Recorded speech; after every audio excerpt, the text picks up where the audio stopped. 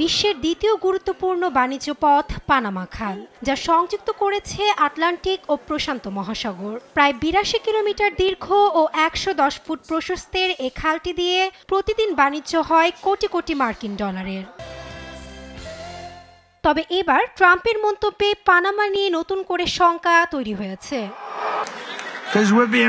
স্থানীয় সময় রোববার যুক্তরাষ্ট্রের অ্যারিজোনা অঙ্গরাজ্যে আমেরিকা ফেস্ট নামের এক জনসভায় পানামা খালের নিয়ন্ত্রণ ভুল হাতে পড়েছে বলে উল্লেখ করেন ট্রাম্প। এ সময় পানামার বিরুদ্ধে এ প্যাসেজটি ব্যবহার করার জন্য আমেরিকাকে অত্যাধিক চার্জ ধার্যের অভিযোগ তোলেন।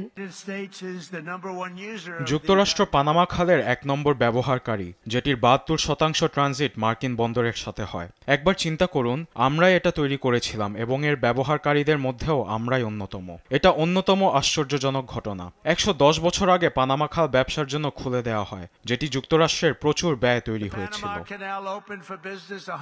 পানামা ধার্যকৃত চাঁদা নিয়ে হাস্যকর আচরণ করছে এ অভিযোগ তুলে যুক্তরাষ্ট্রের কাছে খালটি ফিরিয়ে দেওয়ার কথা বলেন ট্রাম্প। এ সময় সাবেক প্রেসিডেন্ট জিমি কার্টারের পানামা খাল হস্তান্তর করাকে বোকামি হিসেবে উল্লেখ করেন এ নেতা।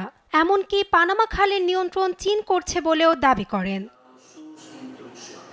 অনুষ্ঠান শেষে ট্রুথ সোশ্যাল প্ল্যাটফর্মে এক ছবি পোস্ট করেন নির্বাচিত প্রেসিডেন্ট ট্রাম্প। সেই ছবিতে খালের উপর যুক্তরাষ্ট্রের পতাকার একটি ছবি দেখা যায়। তার নিচে ট্রাম্প লেখেন, যুক্তরাষ্ট্রের খালে সবাইকে স্বাগতম। ট্রাম্পের এ হুমকি নিয়ে তীব্র প্রতিক্রিয়া জানিয়েছেন পানামার প্রেসিডেন্ট জোসে রাউল মুলিনো। রোববার রেকর্ডকৃত এক ভিডিও প্রকাশ করে বিবৃতি দেন এ নেতা। আমি বলতে চাই যে পানামা খাল ও এর সংলগ্ন প্রতি স্কয়ার মিটার এর নিয়ন্ত্রণ পানামার। আমাদের দেশের সার্বভৌমত্ব ও স্বাধীনতা আলোচনার বিষয়বস্তু হতে পারে না।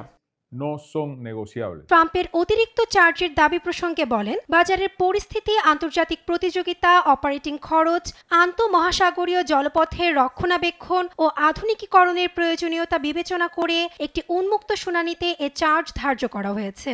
একই সাথে চীন পানামা খালে নিয়ন্ত্রণ করছে বলে করা ট্রাম্পের দাবিকে গুজব বলে উল্লেখ করেন পানামার প্রেসিডেন্ট।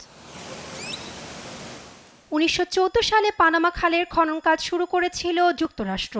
এরপর ১৯৭৭ সালের এক চুক্তি অনুযায়ী এর পূর্ণ নিয়ন্ত্রণ পানামার হাতে তুলে দেয় দেশটি। নাসরিন আক্তার, নিউজ ডেস্ক, দেশ টিভি।